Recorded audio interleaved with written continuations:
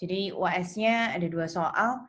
Yang pertama itu tentang penjualan angsuran, kemudian yang kedua tentang kantor pusat dan cabang. Jadi bahannya hanya 2 itu saja.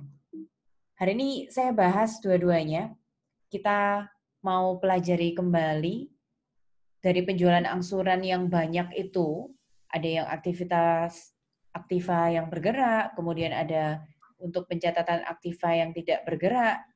Saya batasi ya, kisi-kisinya untuk UAS, apa-apa saja yang kalian lebih baik tekankan Bu untuk Febri. dipelajari, itu bagian-bagian mana saja. Untuk penjualan Oke. angsuran, nanti silakan cari dari subchapternya, itu ada aktiva yang bergerak dan ada aktiva yang tidak bergerak. Kalian cari aktiva tetap yang tidak bergerak. Kalau kalian ingat, ini seperti tugas pertama kali saat kita mulai online class pertama kali. Ya, ada apa, Sin? Fiona minta Oh tolong iya, di iya, absen. oke. Sudah saya admit. Nah, kemudian jadi ada tugas yang pertama kali yang saya minta kalian untuk memilih rumah, tempat tinggal saat ini, atau rumah idaman itu loh. Yang dihitung angsurannya apa, jurnalnya apa. Nah, itu kira-kira itu yang jadi soal yang pertama. Ini contohnya saya ambil persis seperti dulu waktu kita belajar. Ini persis di PowerPoint-nya waktu itu sih. Jadi soalnya akan mirip-mirip seperti ini. Silakan kalian pelajari dari bagian ini. Coba saya kembali kerjakan bersama-sama bareng kalian ya. 1 Oktober ada PT ABC yang menjual aktiva tetapnya kepada PT West. Ada nilai buku 30.000, kemudian dijual senilai harganya 50.000. Kas yang diterima 10.000.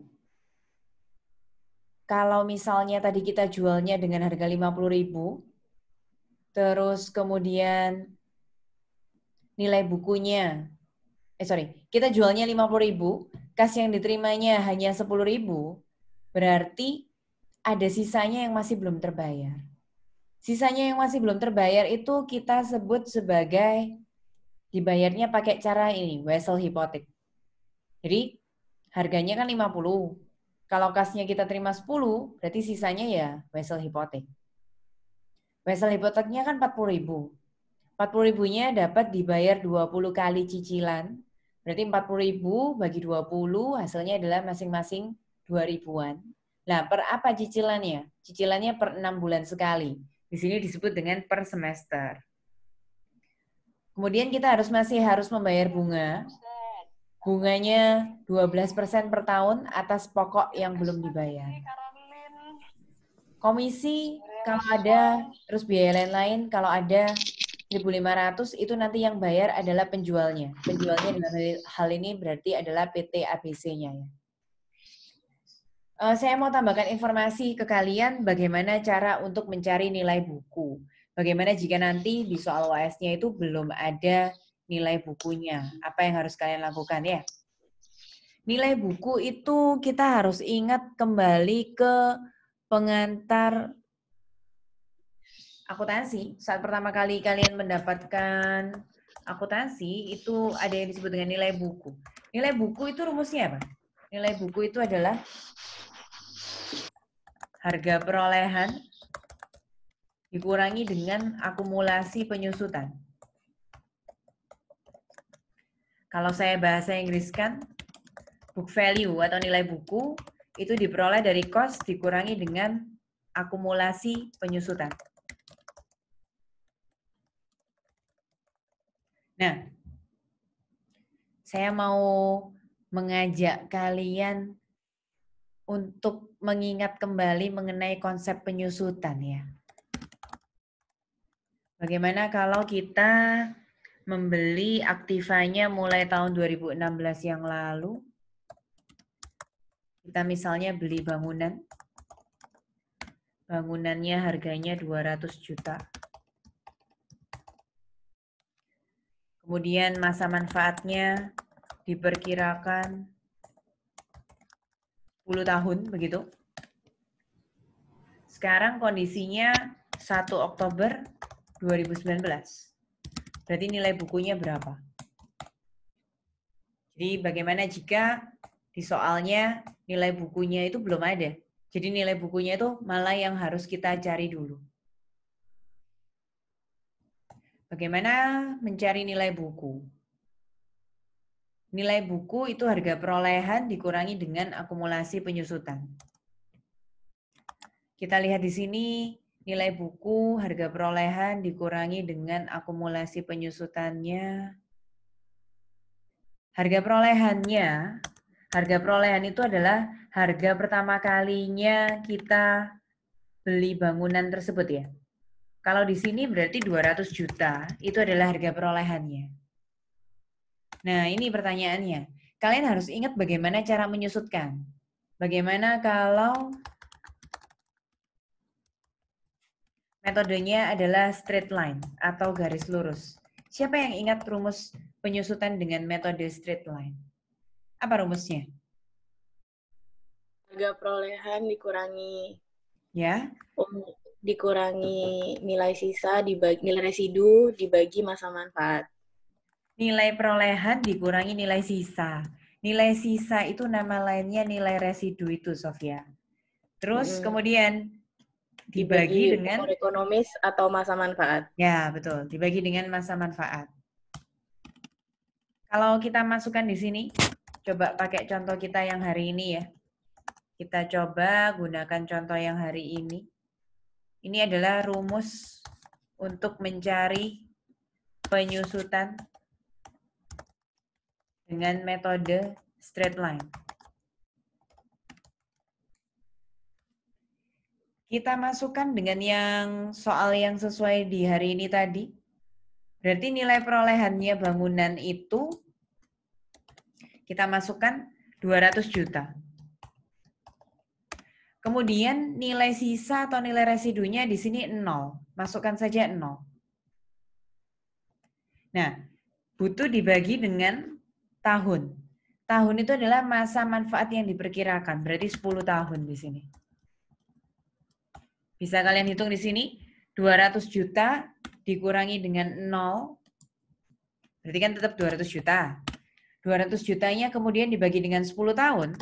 Berarti ketemulah 20 juta per tahun ya. 20 jutanya itu ketemunya per tahun. Sehingga kita coba cek. Kalau ini sudah dari tahun 2016 yang lalu, sekarang posisinya Oktober 2019, berarti berapakah akumulasi penyusutannya? Coba kita lihat bagaimana akumulasi penyusutannya. Tahun 2016, tahun 2017 berlalu, tahun 2018, kemudian 2019-nya baru sampai 1 Oktober saja. Straight line atau garis lurus itu punya ciri-ciri beban penyusutannya selalu sama per tahun. Jadi kalau kita belinya 1 Januari 2016, disusutkannya 31 Desember kan pertamanya, 31 Desember 2016, berarti waktu 31 Desember itu kita menyusutkan 20 juta. Kemudian 2017 kita pakainya juga full. Mulai dari 1 Januari sampai 31 Desember, berarti kita juga menyusutkannya sama, 20 juta.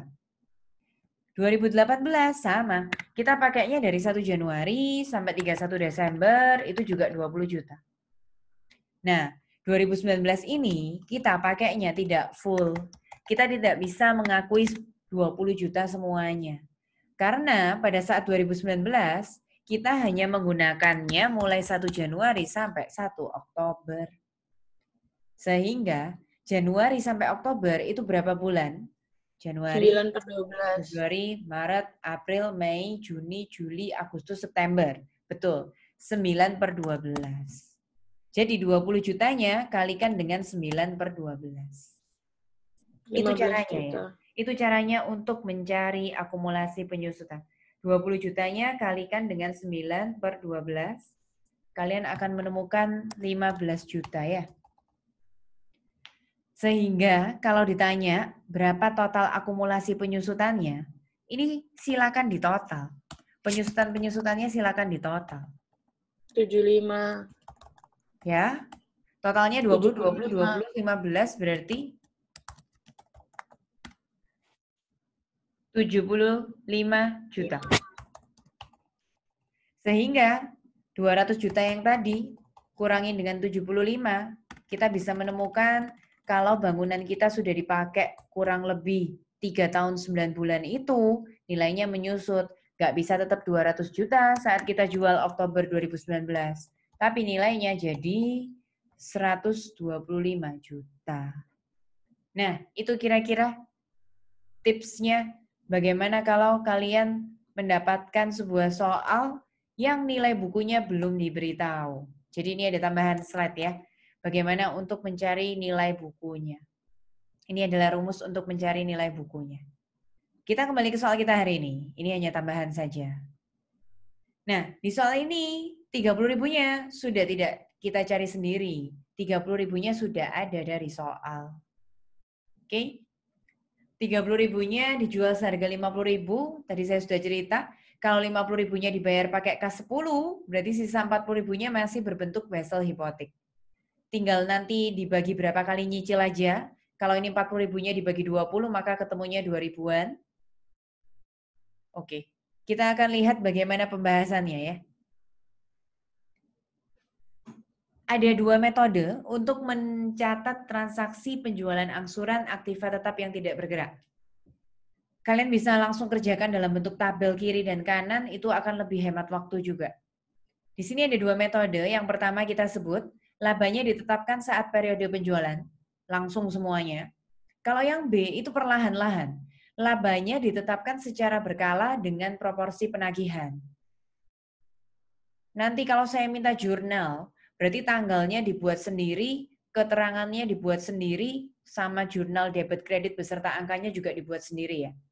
Jadi ada berapa jurnal itu harus dihafalkan. Kita mulai dari yang pertama. Pertama kali ada transaksi yaitu transaksi penjualan. 1 Oktober 2019 kita tadi menjual, misalnya kalau tadi bangunannya nilai bukunya $30.000, dijual senilai 50.000. Kita punya nilai buku 30, kita jual jadi 50, berarti selisihnya 20.000-nya itu adalah keuntungan. Kita catat seperti ini. Piutang itu kalau muncul di sebelah debit 50.000. Kemudian aktiva tetap itu senilai nilai buku dari bangunan atau tanah atau benda-benda lain yang sedang kita jual itu aktivanya berapa. Ini nilai buku. Selisih nilai buku 30 dengan harga jual 50 itu disebut dengan keuntungan atas penjualan. Kalau yang pakai proporsi penagihan tidak ada bedanya, sama saja. Harga jualnya 50, benda yang kita jual nilai bukunya 30, sehingga muncul selisih sebesar 20.000. Jurnalnya mirip, cuma kalau di periode penjualan itu langsung diakui sebagai keuntungan seluruhnya. Kalau yang diproporsi itu masih pakai nama ditangguhkan. Jadi laba kotor yang ditangguhkan. Karena kita akan mengakui labanya perlahan-lahan. Terus dari harga jual yang tadi 50.000 itu, kita terima uang kasnya 10, yang berbentuk wesel hipoteknya 40.000. Sehingga piutangnya yang tadi di debit, saya kredit 50, berubah bentuk ya. Yang cair jadi uang tunai baru 10.000, yang bentuknya masih wesel hipotek atau piutang wesel itu masih 40.000. Di sini juga sama, piutangnya 50.000, yang sudah berbentuk uang tunai dilunasi, kita terima kasnya debit masuk 10.000, sisanya masih bentuk wesel hipotek 40.000. Biaya penjualan ini bisa ada, bisa tidak ya. Biaya penjualan itu seperti kalau kita jual rumahnya pakai bantuan broker. Nah, kalau pakai bantuan broker, makelar atau pihak lainnya kita harus bayar 1.500 misalnya, kita tinggal buat aja debitnya biaya penjualan, kreditnya kas. Macam-macam ya, biaya penjualan itu bisa lebih dari satu. Bisa ada broker, bisa ada biaya transport, biaya apa, tambahan lainnya. Pokoknya tenang saja, biayanya itu jurnalnya sama. Biaya apapun yang terjadi, pokoknya debitnya adalah biaya penjualan, kreditnya kas. Sama ya, di dua metode ini sama. Kemudian, setelah 1 Oktober berlalu, tanggal berikutnya jangan lupa tutup buku. Jadi habis 1 Oktober, tanggal berikutnya yang harus kita buat jurnalnya adalah 31 Desember. 31 Desember ada kejadian apa? Ada penyesuaian bunga. Rumus bunga, jangan lupa, persentase bunga diketahui di soal tadi 12%. 12% yang diketahui di soal itu posisinya pasti selalu dalam 1 tahun. Sehingga kalau ini tadi transaksinya Oktober, sekarang tutup bukunya Desember, Oktober ke Desember itu jalannya baru Oktober, November, Desember. Berarti 3 bulan. Sehingga jangan lupa 12%-nya dikali 3 per 12. Artinya 3 bulan dari 12 bulan. Pokok hutangnya sesuai dengan nilai wesel hipoteknya. Wesel hipoteknya 40.000 kan? Jadi kita bayar bunganya senilai pokok wesel hipoteknya. Kemudian kita hitung ketemulah 1.200, jurnal accrue atau penyesuaian bunga itu adalah debitnya piutang, kreditnya pendapatan. Tinggal diisikan hasil yang tadi sudah ditemukan 1.200. Kalau yang tadi metode A, labanya ditetapkan langsung dalam periode penjualan, 20.000-nya kan langsung diakui sebagai keuntungan. Kalau yang B menggunakan proporsi penagihan, laba kotor yang 20.000-nya itu istilahnya masih ditangguhkan. Jadi kita harus hitung, dari yang sudah ditangguhkan itu yang beneran boleh direalisasi berapa. Jadi yang tadi ditangguhkan kan 20.000. Berapa bagian dari 20.000 itu yang boleh direalisasi? Ada caranya. Caranya pertama kita harus cari persentase labanya dulu. Kalau tadi kita jual nilai bukunya 30, dijual 50, berarti kan labanya 20.000. 20.000-nya kita bagi terhadap harga jual 50.000. Berarti kita bisa tahu kalau kita ngambil keuntungan 20, sedangkan harganya 50, 20 bagi 50, berarti kita ngambil keuntungan 40%. Nah, dari 40% itulah kas yang sudah masuk beneran jadi uang. Uang tunai benerannya baru masuk 10.000, kita harus mengakui laba yang direalisasi itu dari uang kas yang benar-benar sudah kita terima. Jadi 40% dari 10.000, yaitu 4.000, kita buat jurnalnya laba kotor yang ditangguhkan debit menjadi direalisasi kredit. 4.000. 31 Desember, selain ada jurnal penyesuaian, ada juga keterangannya yaitu jurnal penutup. Yang perlu ditutup adalah akun-akun nominal. Akun nominal apa saja, sudah sempat kita singgung, waktu di kantor pusat dan cabang nanti juga ada ya. Jadi yang mengalami jurnal penutup, atau ketika tutup buku saldonya harus dienolkan, itu hanya akun-akun nominal. Akun nominal itu mencakup pendapatan, beban, prive, kemudian ikhtisar laba rugi. Jadi yang ada di sini hanya pendapatan sama beban. Yang nanti kalian belajar kantor pusat dan cabang itu juga pendapatan sama beban. Jadi secara simpel bisa diingat-ingat yang butuh jurnal penutup itu adalah pendapatan sama beban. Kita lihat kolom A. Di kolom A ini kita punya pendapatan, akunnya yaitu pendapatan bunga. Pendapatan bunga itu kredit. Tujuan dari jurnal penutup supaya saldonya jadi habis 0. Sehingga pendapatan bunga yang dikredit kita pindahkan di debit menjadi pendapatan bunga debit 1.200. Kemudian kita cari lagi. Akun apa lagi yang ditutup? Akun yang ditutup lagi adalah di sini ada pendapatan sudah ya. Selanjutnya adalah beban. Di sini beban atau biaya ada satu yaitu biaya penjualan. Nah, biaya penjualannya itu debit. Jurnal penutup tujuannya biayanya itu harus jadi 0. Sehingga biaya yang sudah didebit itu harus kita kreditkan, dikreditkan supaya jadi 0, 1.500.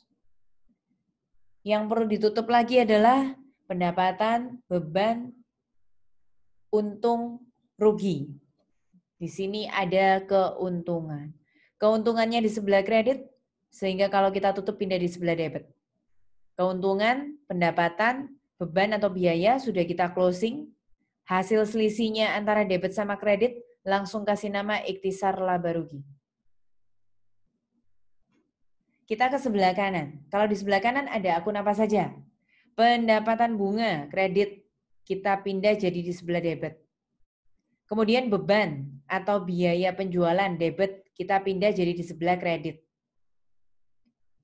Lalu ada akun laba kotor yang direalisasi, kredit pindah jadi di sebelah debit. Sudah, tinggal dihitung selisih debit sama kreditnya, masukkan di akun ikhtisar laba rugi. Ini adalah jurnal untuk tahun yang pertama, yaitu tahun 2019. Apakah ada pertanyaan untuk jurnal yang pertama tahun 2019? Bu, mau nanya. Ya, apa Anjali? Bu, misalnya kalau ini kan mulainya dari 1 Oktober, kalau mulainya dari 1 Mei gitu, terus ke November, nanti pas Desembernya itu dibaginya dari bulan November atau dari bulan Mei? Jualannya 1 Mei, terus kemudian? Ya. Terus cicilannya di 1 November lagi. 1 Mei kita jualan, 30 November kita terima cicilan pertama, nanti waktu 31 Desembernya, bunganya dari tanggal sebelumnya November. Berarti November ke Desember yang di penyesuaian bunganya. Oh, berarti dari November ke Desember. Iya. Ya, jadi logikanya gini aja. 1 Mei kan kita jualan. Habis 1 Mei, tanggal berikutnya adalah tanggal pembayaran yaitu 30 November. Nah, kalau 30 November transaksinya sudah selesai, berarti yang masih mengambang itu kan transaksi 30 November sampai 31 Desember, alias 1 bulan. Jadi 1 bulan itu Anjali yang perlu disesuaikan. Oh iya, baik Bu. Makasih Iya, Bu. betul. Pertanyaannya bagus. Itu ada di tugas-tugas kalian ya harusnya. Kemudian selanjutnya lagi, ada pertanyaan setelah Anjali untuk tahun 2019 dulu?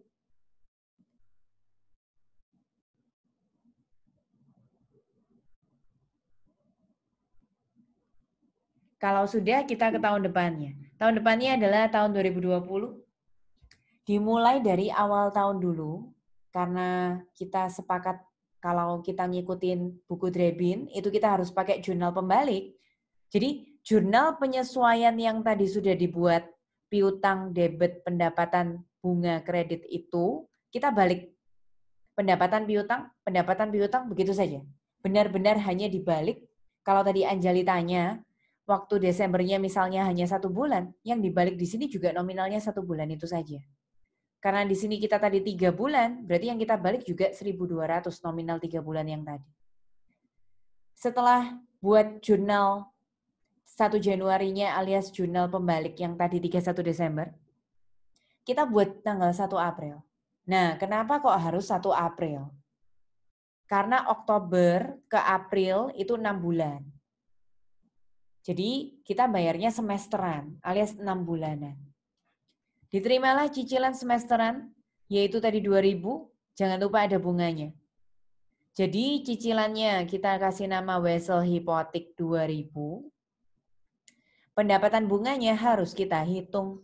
Pendapatan bunganya dari Oktober sampai April, alias kalau soalnya semesteran, ya pasti bunganya 6/12, 6 bulanan.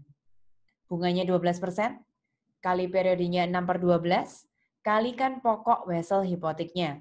Wesel Hipotiknya tadi di sini kan 40.000. Kita masih belum pernah melunasi, sehingga di sini masih 40.000.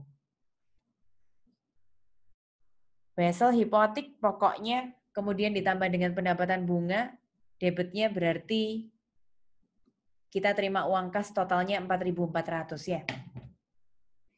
Kemudian selanjutnya lagi, 1 Oktober lagi, waktunya cicilan semesteran lagi. Cicilannya sama 2.000. Wesel hipotiknya saya beri angka di sini 2.000, sama, selalu sama, rutin, 2.000-an cicilan pokoknya. Nah, bunganya berubah. Bunganya tetap semesteran ya. Kalau kalian amati di sini tetap 6/12. Bunganya 12% tetap, tapi pokoknya bukan lagi 40.000. Pokoknya kan tadi 40 pertama kali munculnya memang. Tapi sudah pernah dibayar 2.000 sehingga pokoknya sisa 38.000. Kemudian selanjutnya tanggal 31 Desember, waktunya kita melakukan 2 hal. Penyesuaian sama jurnal penutup lagi ya. Kita akan lihat di sini. Penyesuaian bunganya jurnalnya sama, debitnya piutang, kreditnya pendapatan. Tapi waktu disesuaikan, mari kita lihat. Dari Oktober sampai Desember itu kan 3 bulan. Bunganya 12%. Nah ini berubah lagi jadi 36. Karena pokoknya 40-nya sudah dicicil 2.000, dicicil 2.000, 40 dikurangi 2, dikurangi 2, makanya di sini jadi 36.000. Ada lagi yang harus disesuaikan, yaitu kalau yang ini nggak usah, kalau yang sebelah kanan karena ini pakai proporsi penagihan, kita harus buat ditangguhkan debit di realisasi kredit senilai 40%, itu sama dengan yang tadi di sini ya, persentase labanya 40%, kali kas yang ditagih. Kas yang ditagihnya kita baru nagih 2.000 sama 2.000, berarti kas kita 4.000. 4.000 kali 40%, 1.600. Ingat, ini kas yang ditagihnya bukan kas yang didebet, tapi lihat kas yang pokoknya saja. Pokoknya hasil hipoteknya tadi kan 2.000 sama 2.000. Jadi 40% dari 4.000 hasilnya 1.600. Satu hal terakhir yang kita lakukan saat tanggal tutup buku 31 Desember yaitu jurnal penutup. Ingat yang ditutup tadi adalah pendapatan, biaya, sama kalau ada laba, rugi. Dari atas sampai bawah ya. Di sini kita bisa menemukan akun pendapatan. Jadikan satu dulu. Pendapatan bunganya debit 1.200, dikurangi lagi di kredit 2.400, dikurangi lagi 2.280, dikurangi lagi 1.080. Atau kalian temukan kalau sudah tahu saldo normalnya, pendapatan bunga itu kan kredit. Boleh juga kreditnya 2.400 ditambah 2.280 ditambah 1.080 kurangi dengan 1.200. Kalian lihatlah nanti pendapatan bunga itu sisinya sebelah mana. Harusnya kalau dari sifatnya pendapatan itu dikredit. Nah, karena pendapatan itu dikredit, maka waktu kita tutup jadi di debit. Karena di sini nggak ada akun biaya, ya sudah, biayanya nggak usah ditutup. Di sini juga nggak ada akun laba, labanya juga nggak usah ditutup. Makanya jurnalnya hanya pendapatan debit, lawannya langsung ikhtisar laba rugi. Kalau yang di sebelah kanan, yang ditutup 2. Pendapatan caranya seperti tadi, 2.400 tambah 2.280 tambah 1.080 kredit, kurangi yang di debit 1.200, hasilnya nanti pasti kredit kalau benar. Karena pendapatan itu normalnya di sebelah kredit. Nah, pendapatannya 4.560 kredit, kita tutup debit di sini 4.560. Tidak ada biaya, jadi biayanya nggak ditutup. Tapi di sini ada akun laba. Laba kotor yang direalisasi kredit, pindahkan di debit. Debit semua ini, jadi sehingga selisihnya langsung kreditnya kasih nama ikhtisar laba rugi. Sudah, itu aja yang perlu kalian buat tahun 2019 dan tahun 2020, berarti dengan asumsi tidak ada kegagalan pembayaran. Kalau yang tugas kita tempo hari itu kan ada saya minta bagaimana kalau tahun keduanya gagal membayar. Di sini nggak ada ya, nanti di UAS-nya kalian hanya jalan biasa, saya tanya 2 tahun, tahun pertama dan tahun kedua gitu aja. Ada yang mau ditanyakan? Bu, saya mau nanya, Bu. Apa? Kalau yang tadi berarti itu yang kalau dari awal, ini kan semesteran ya, Bu ya? Ya. Berarti kan cicilan pertama itu setelah 6 bulan setelahnya kan?